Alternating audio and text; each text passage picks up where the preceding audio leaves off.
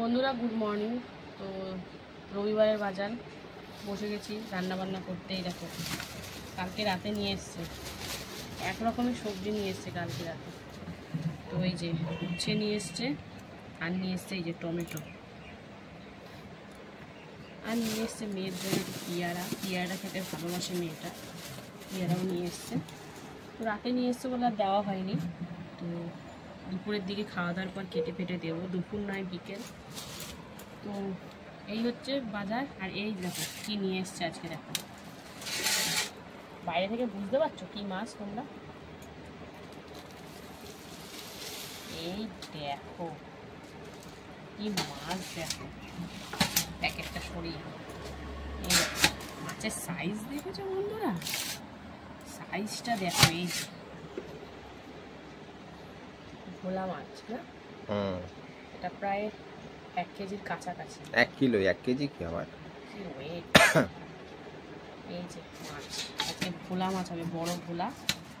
তো কেটে দিত ঠিকই, আমি বলেছি না ভিডিও করব, বন্ধুদেরকে দেখাবো। কেটে দিলে তত বোঝা যায় না, আর তুমি গোটাই নিয়ে আসো। একটা মাছ তো কাটতে বেশি সময় লাগবে না, কিন্তু বটিটাও ধার হওয়া চাই, এটাই হচ্ছে কথা, একটু কষ্ট হবে। তো চলো এই মাছটা এখন কাটতে হবে। আর কি রান্না বান্না করি তোমাদেরকে সঙ্গে দেখাবো। রান্না বান্না বলতে কি, উচ্ছে আছে, উচ্ছেটা তো করতেই হবে, আর মাছটা হবে। তো চলো দেখতে থাকো, আমি মাছটা উদ্ধার করে আসি তারপরে আসছি। তো হ্যালো বন্ধুরা, এই দেখো এদিকে উচ্ছে পেঁয়াজ কেটে ধুয়ে নিয়েছি, আর মাছটাও কিন্তু কাটা হয়ে গেছে, দাঁড়াও দেখাচ্ছি। তার আগে এই দেখো আলু কাটছি। মাছটা তো সবসময় মানে ভোলা মাছ ঝালই খাওয়া হয়, তো আজকে ভাবছি একটু অন্য টাইপের করবো, মানে ঝোল টাইপের। আর একদম পেঁয়াজ রসুন কিছু দেবো না, নর্মালি আমি এমনিও ভোলা মাছের রসুন দিই না, পেঁয়াজ দিয়ে ঝাল করতাম। তো আজকে ভাবছি পেঁয়াজও দেবো না, একদম নর্মাল পাতলা করে, খুব বেশি পাতলা না, মোটামুটি যেমন হয় সেরকম করব। টমেটোও কেটে নিলাম, আদা কেটে নিয়েছি এই যে। আর এই দেখো মাছটা কাটা হয়েছে, 1 কিলো মাছ। ভেতরের যে মানে পটকা টাইপের ওটাই বেশি, আর একটুখানি হালকা ডিমও হয়েছে। তো এই হচ্ছে মাছ, কেটে ভালো করে ধোয়া হয়ে গেছে। তো চলো ওদিকে ভাত বসিয়ে দিয়েছি, আর ভাতের মধ্যে আমার জন্য উচ্ছে সেদ্ধ আলু সেদ্ধ দিয়ে দিয়েছি, ওদের জন্য ভাজা করে দেবো। আমার ভাজার থেকে সেদ্ধটা বেশি ভালো লাগে খেতে। তো চলো এবারে তোমার সাথে একদিন দেখা হবে রান্না রাখতে। তো চলো কীভাবে কী রান্না করি, আজকে ভোলা মাছটা একটু অন্যরকমভাবে করবো, তোমাদের সাথে শেয়ার করব সেটা আমি যেভাবে করব। তো চলো দেখতে থাকো, সঙ্গে থাকো। দেখো এখানে ভাত প্রায় শেষের দিকে, ভাত হচ্ছে, আর এদিকে মাছ ভাজা বসিয়েছি, দেখতে পাচ্ছি 4 পিস দিয়েছি। তো এখন এক পিসটা ভাজা হোক, তারপরে উল্টে দিয়ে আরেক পিসটা ভাজবো। তো মাছগুলো বেশ কিন্তু ভালো হয়ে গেছে, এই যে। তো মাছগুলো সব ভেজে নিই, তারপরে মাছ ভাজা তোমাদের কাছে। তো চলো মাছ ভাজা হচ্ছে ওইদিকে, আর ওইদিকে ভাত হচ্ছে। ভাতটা এখন না দিয়ে উপর দেবো। তো দেখতে থাকো, সঙ্গে থাকো বন্ধুরা। দেখো এদিকে উচ্ছে ভাজা বসিয়ে দিয়েছি, শুকনো লঙ্কা দিয়ে পেঁয়াজ দিয়ে আর লবণ হলুদ দিয়ে ভাজা করছি। তো উচ্ছেটা আজকে আলু ফালু দিইনি, নর্মালি পেঁয়াজ দিয়ে ভাজা করবো। তো চলো সবই দেওয়া হয়ে গেছে, এখন শুধু লাল আর সিদ্ধ হবে। তো চলো কবার ভাজা হলে তোমাদেরকে দেখাবো, সঙ্গে থাকো বন্ধুরা। দেখো মাছের ঝোল করবো বলেছিলাম, ওই জন্য জিরে ফোড়ন দিয়ে আলু এখন ভাজাভাজি হচ্ছে। আলুটা একটু হালকা ভাজা হয়ে গেলেই তারপরে এতে সিম্পল মশলাপাতি দেবো। তো চলো আলুটা দিকে ভাজা হোক, আর দিয়ে কিন্তু উচ্ছে ভাজা চলছে, দুদিকে দুটো রান্না করছি।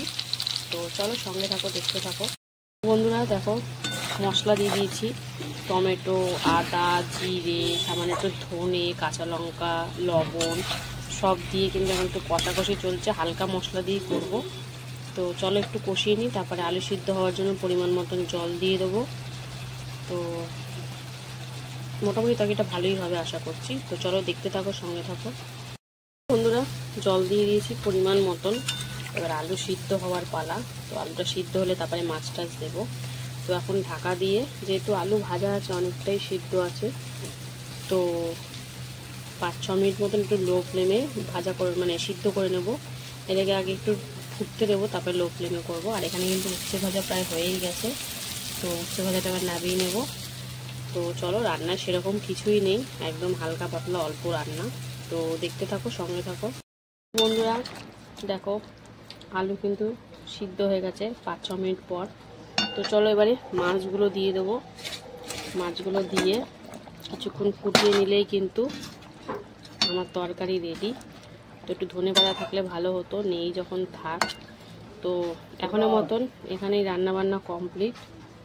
তো আবার দেখা হবে দুপুরে খাওয়ার ভিডিওতে। তো চলো, রান্নাবান্না তো কমপ্লিট। তো এই ভিডিওটা যদি ভালো লাগে অবশ্যই লাইক কমেন্ট শেয়ার করে ফলো করে পাশে থেকো। আর ততক্ষণের জন্য সবাই সুস্থ থেকো, ভালো থেকো। চলো টাটা। হ্যালো বন্ধুরা, শুভ দুপুর। তো দেখো দুপুরের লাঞ্চ নিয়ে কিন্তু চলে এসেছি প্রতিদিনকার মতন। তো আজকে রবিবার, তো চলো দেখে নি রবিবার দুপুরের লাঞ্চ মেনুতে কি কি আছে। দেখো থালা সাজিয়ে নিয়েছি, রয়েছে গরম গরম ভাত, রয়েছে একটা পুরো পাতিলেবু, আর রয়েছে এখানে উচ্ছে ভাজা, আর করেছিলাম কিন্তু ভোলা মাছ আলু দিয়ে ঝোল। তো আজকে রবিবার বলে কথা, কিন্তু কদিন ধরে মন মেজাজটা ঠিকঠাক যাচ্ছে না, তাই জন্য রান্না বান্না তো মন আসছে না। সিম্পল খাওয়ার জন্য, পেটটাকে বাঁচানোর জন্য, তাই এই খাওয়া। তো যাই হোক, উচ্ছে ভাজা করেছি পেঁয়াজ দিয়ে, শুকনো লঙ্কা ফোড়ন দিয়ে। উচ্ছে ভাজাটা বেশ ভালোই লাগে খেতে। তো মন মেজাজ ভালো না থাকলে না রান্না বান্না করতে মন বসে না ঠিকঠাক। তো একদম সিম্পল হালকা রান্নাই করছি। তো শরীরটাও ঠিকঠাক নেই, আবার মনটাও ঠিক নেই, তো কি করব, দুটো মিলেমিশে একাকার হয়ে গেছে। তাই রান্নাবান্নার এরকমই অবস্থা হচ্ছে। তো উচ্ছে ভাজা দিয়ে কিন্তু কর্তা মাছের খাওয়া হয়ে গেছে, এবার কিন্তু মাছটা দিয়ে খাবে। তো চলো, মাছটা আজকে এটা কি মাছ বলো তো, এটা ভোলা মাছ। ভোলা মাছটা সর্ষে বাটা দিয়ে বেশিরভাগ ঝাল করি, কিন্তু আজকে ভাবলাম থাক একটু অন্য টাইপের করব। তো আলু দিয়ে পাতলা করে একটু হালকা ঝোল করেছি। বললাম না মন মেজাজ ভালো নেই, শরীরও ভালো নেই, তাই রসিয়ে কষিয়ে খাওয়ার ব্যাপারটাই এখন মাথা দিয়ে আসছে না। তো যাই হোক, দেখো লেবুটা চিপে নিয়ে ভালো করে মাখামাখি করে কর্তা মশাই এক গাল খেয়েও নিয়েছে। এবার দেখো মাছটা কিন্তু খুব সুন্দর ছিল, যাই বলো না কেন, আমি মাছটা ঝোল করেছি কিন্তু পুরো একদম দারুণ স্বাদ। তো মাছটা বেশ ভালো ছিল। তো দেখো কর্তা মশাই কিন্তু একদম মাছ দিয়ে সুন্দর করে খাচ্ছে। তো এইভাবেই চলছে আমাদের এখন প্রতিদিনকার দুপুরগুলো। তোমাদের কেমন লাগছে অবশ্যই কিন্তু কমেন্ট করে জানাবে। ভালো লাগলে লাইক করে, কমেন্ট করে, ফলো করে পাশে থেকে